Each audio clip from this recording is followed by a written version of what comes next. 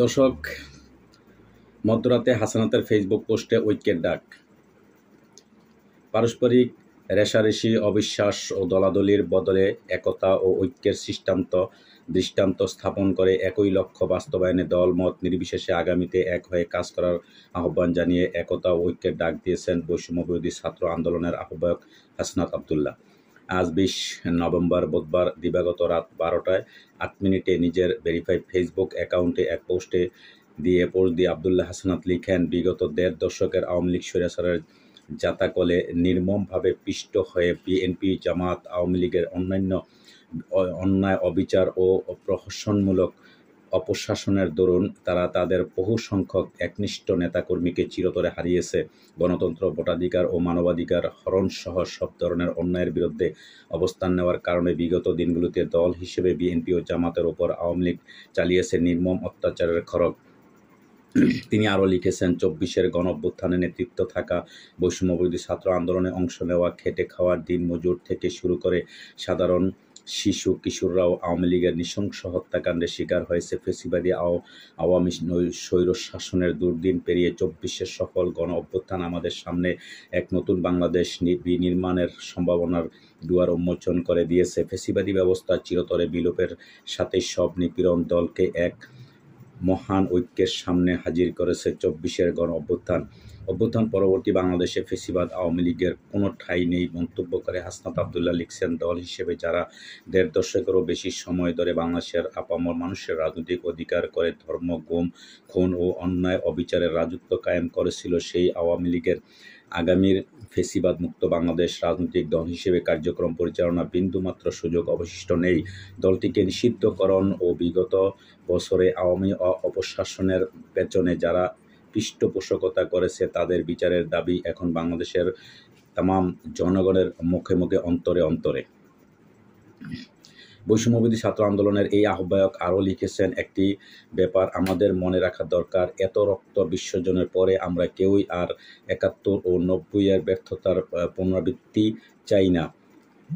আমরা যেমন চাই না আমাদের দেশে নতুন করে কেউ ফ্যাসিস্ট হিসেবে মাথাচাড়া দিয়ে উঠুক, তেমনি চাই না আমাদের স্বাধীন সার্বভৌমত্ব বাংলাদেশ পুনরায় কোনো বহিঃশক্তির আধিপত্য কায়েম হোক। দেশ ও দেশের জনগণের স্বার্থে এই মহৎ লক্ষ্য বাস্তবায়নে আমাদের সকলের একতা বর্তমানে পরিস্থিতি প্রেক্ষাপটে সবচেয়ে বেশি গুরুত্বপূর্ণ। ফ্যাসিবাদ মুক্ত বাংলাদেশ বিনির্মাণে দলমত নির্বিশেষে আমরা এক হয়ে কাঁধে কাঁধ মিলিয়ে এগিয়ে যাব একই গন্তব্যের দিকে।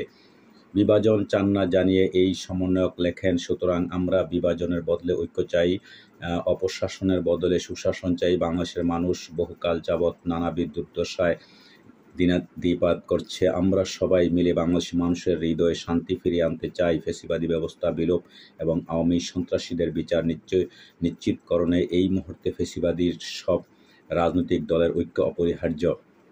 ফ্যাসিবাদ বিরোধী সব রাজনৈতিক দলের ঐক্য অপরিহার্য। সুতরাং আমরা পারস্পরিক রেষারেষি, অবিশ্বাস ও দলাদলির বদলে একতা ও ঐক্যের দৃষ্টান্ত কায়েম করব। একই লক্ষ্যে বাস্তবায়ন দলমত নির্বিশেষে আমরা সবাই আগামীতে এক হয়ে কাজ করব। দর্শক, আপনারা জানেন গত 5ই আগস্ট গণ অভ্যুত্থানের মুখে সাবেক প্রধানমন্ত্রী শেখ হাসিনা পালিয়ে যাওয়ার পরে যে বৈষম্যবিরোধী ছাত্র আন্দোলন, ছাত্ররা যে ভূমিকা রেখেছে, তাদের অসম এই বাংলার জাতি, এই বাংলাদেশের মানুষ এটা কখনো ভুলার মতো নয়। তাদের অনেক এখানে দায় আছে, তারা অনেক বাংলাদেশের জন্য নিজের জীবনকে বাজি রেখে করেছে, যেটা কখনো দীর্ঘ 16 বছর অন্যান্য যত দল, বড় বড় দল, বিএনপি, তারপরে জামাত, অন্যান্য দলেরা করছে, ঠিক আছে, কিন্তু এরকম ভূমিকা তারা নেয় নাই। এত বড় ভূমিকা যদি তারা তখন নিত, তাহলে অবশ্যই আরও আগেই এই সরকারের পতন হইতো। যাই হোক, সর্বশেষ মিলে তারা এই অল্প বয়সের তারা যে ইয়াং জেনারেশন যে ভূমিকা নিয়েছে, তাদের ডাকে, তাদের সমর্থনে দেশের হাজারো লক্ষ লক্ষ জনতা রাস্তায় নেমে এসেছে।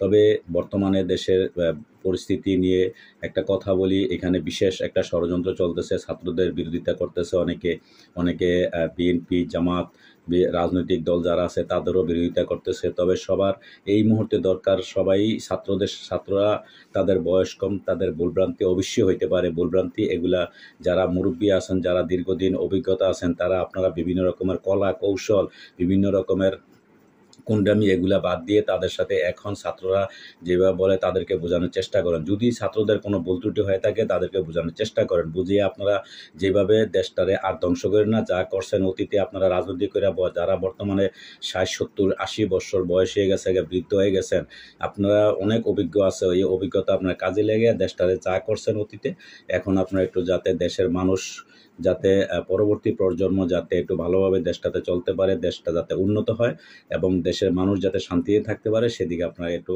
চেষ্টা করবেন। ভালো থাকবেন। আল্লাহ হাফেজ। আসসালামু আলাইকুম।